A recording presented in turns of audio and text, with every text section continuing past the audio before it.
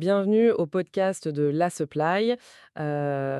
Aujourd'hui, on va vraiment prendre le temps de décrypter les grosses actus de la semaine.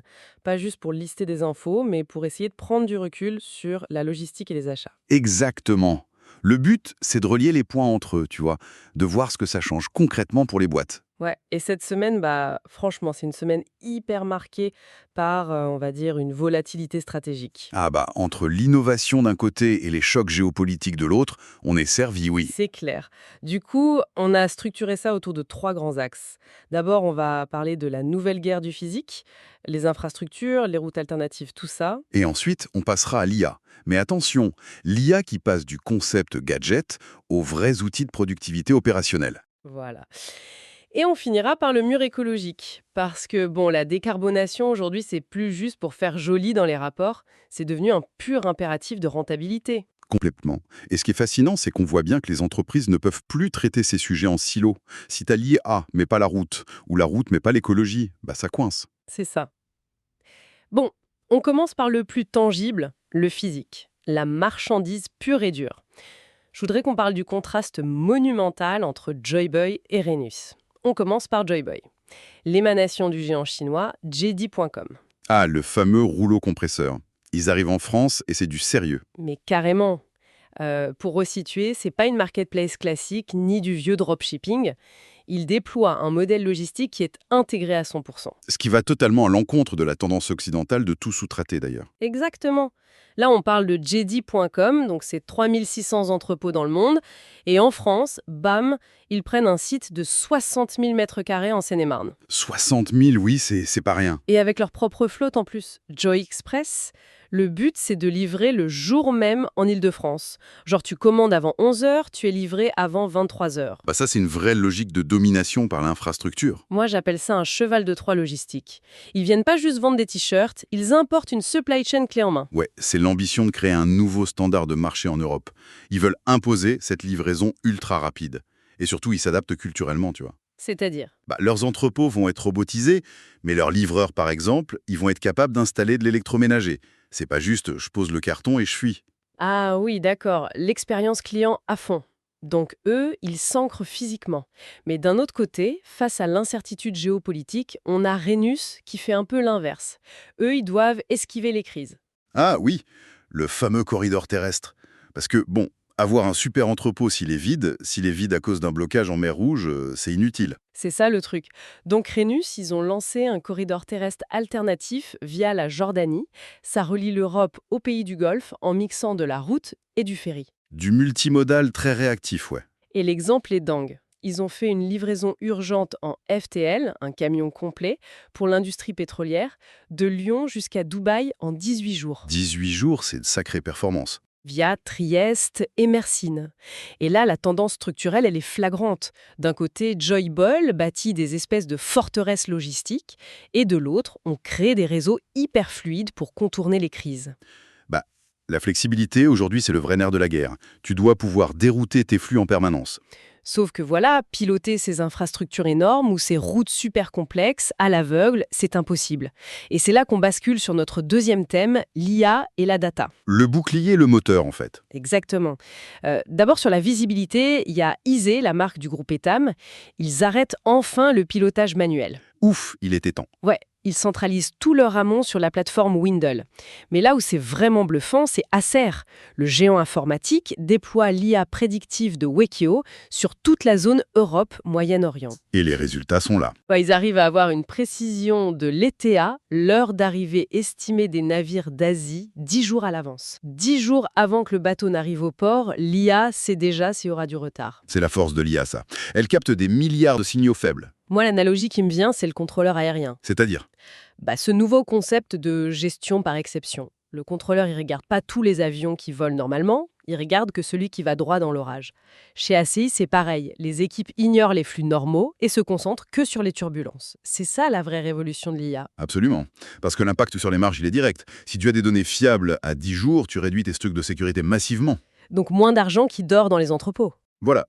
Et d'ailleurs, l'IA n'est pas que dans la tour de contrôle, elle descend vraiment sur le terrain. Ouais, dans les entrepôts, justement. Prologistique vient d'intégrer un agent IA avec un jumeau numérique direct dans leur WMS. Ah, le jumeau numérique, ça change tout pour simuler les flux. Bah oui, ça optimise les parcours de picking. Ils promettent des réductions de déplacement à 2 chiffres. Et on le voit en vrai avec Carilog. Carilog, ils ont frappé fort. Plus 30% de productivité en 3 mois en déployant Hardis WMS et son module LMS sur leur site de Goussainville. Ils traitent 2800 commandes par jour quand même. Plus 30%, c'est colossal. Mais il y a un énorme mais.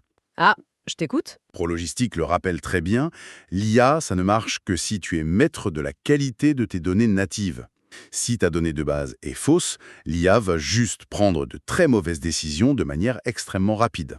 Ouais, ça c'est le syndrome de la poubelle. Garbage in, garbage out. Si tu donnes des mauvaises dimensions de carton à ton IA, elle te fait des parcours parfaits pour ranger un carton qui rentrera jamais dans l'étagère. C'est exactement ça. La digitalisation accélérée, c'est une question de survie, mais il faut de la data propre. Surtout avec la pression sur les volumes actuels. Bon, et ça nous amène à notre troisième point, la contrainte ultime, Le mur de la réalité. le carbone. Qu'on parle de route physique ou de data, l'enjeu numéro 1 qui redessine tout, c'est la décarbonation. Et fini le greenwashing, on parle de business model pur et dur. Oui, parce que décarboner, ça coûte extrêmement cher. Et le paradoxe de la semaine, c'est l'histoire de New Thought, le fret maritime à la voile. Eux, ils reviennent de loin. Mais de très très loin, ils frôlent la liquidation judiciaire avec 20 millions d'euros de passifs. Ils se font sauver par le Crédit Mutuel Impact. Heureusement pour eux. Ils gardent 37 salariés, mais alors attention, ils abandonnent leur ligne vers New York. Ils se concentrent sur une seule ligne vers le Brésil pour les importateurs de café, avec 4 nouveaux voiliers prévus d'ici 2027. Et le choix du café, c'est pas un hasard. Bah non. Et c'est là que je trouve ça dingue. Leur modèle économique repose désormais uniquement sur le transport de marchandises de valeur. En gros, l'écologie, c'est bien beau, mais si tu vends pas cher ton produit final, le surcoût de la voile te coule. C'est le réalisme économique. La décarbonation, ça exige des investissements massifs. Il faut bien les rentabiliser. Donc le transport propre devient un truc de luxe. Disons que ça doit trouver son marché. Regarde les grands groupes comme FM Logistique. Eux, leur plan carbone vient d'être validé par la SBTI. Oui, la Science Based Targets Initiative. Voilà. Ils s'engagent sur une réduction de 42% de leurs émissions Scope 1 et 2 d'ici 2030. Ça fait 8000 tonnes de CO2 en moins, ça. Et surtout une baisse de 21,5% par tonne-kilomètre sur le Scope 3. Et ça, comment ils font? Via la mutualisation. En forçant les industriels à partager les camions, quoi. Et cet impératif vert, il se voit même dans l'immobilier. L'ancrage territorial est devenu hyper stratégique, oui. Célio, par exemple. Il déploie 55 000 m² en Blainville avec Argan, dont 12 000 m² d'extension d'ailleurs. Oui, pour absorber les flux de leur gamme femmes. Mais c'est surtout que le site est équipé de panneaux solaires et de batteries. Ils divisent leur CO2 par 4. Et t'as Cisco dans un autre registre. Cisco, c'est l'extrême inverse. Hyper compact. Un site de seulement 1700 mètres carrés dans le Var, mais biosourcé. Ça montre bien que l'impératif carbone force à repenser l'architecture même de la logistique. Jusqu'au grand retour du fleuve, TMF, ils viennent d'investir 4,8 millions d'euros pour reprendre la concession du port de Béthune-Beuvry. Avec un objectif de report modal hyper agressif. Bah oui, l'objectif, c'est 92% de trafic fluvial en 2040. C'est massif. En fait, tout est lié. Si on doit résumer les apprentissages de cette émission pour notre audience, on retient quoi? Que la maîtrise physique et la flexibilité géopolitique sont devenues vitales, on l'a vu avec Joybay et Rhenus. 2, que la donnée propre et l'IA, c'est ce qui permet de passer d'un mode réactif à du prédictif. Mais seulement si la donnée est propre, hein. Exactement. Et 3, que la décarbonation, elle n'est pas viable si elle n'est pas intégrée au cœur de la rentabilité de la boîte. C'est le mur de la réalité. Du coup, les actions à mener tout de suite pour les décideurs, c'est quoi? Franchement, faire un audit massif de leurs données natives. Sans ça, l'IA ne sert à rien. Et puis réévaluer d'urgence leur route d'approvisionnement critique, parce que l'instabilité, elle va rester. Très clair. Et ça m'amène à une pensée un peu provocatrice pour clore cette émission. On voit bien que les systèmes peuvent prédire les retards, comme Wekeo chez Acer, et qu'ils peuvent simuler des scénarios logistiques de fou comme Prologistique. Oui, où tu vas en venir? Est-ce qu'on se dirige pas tout droit vers un futur où les algorithmes vont négocier de manière totalement autonome les contrats de fret? Genre, ils voient un retard, ils déroutent la marchandise, ils rachètent de la place sur un autre bateau, tout ça sans aucune intervention humaine. Oula, c'est de la science-fiction qui est pas si lointaine en fait. Mais du coup, le rôle du directeur supply chain, il va devenir quoi, hein? Purement éthique? Juste valider la stratégie globale? C'est la grande question des 5 prochaines années. Et on laissera ceux qui nous écoutent méditer là-dessus. Un grand merci pour toutes ces analyses. Merci, c'était intense. Et on se retrouve la semaine prochaine pour un nouveau décryptage des enjeux supply.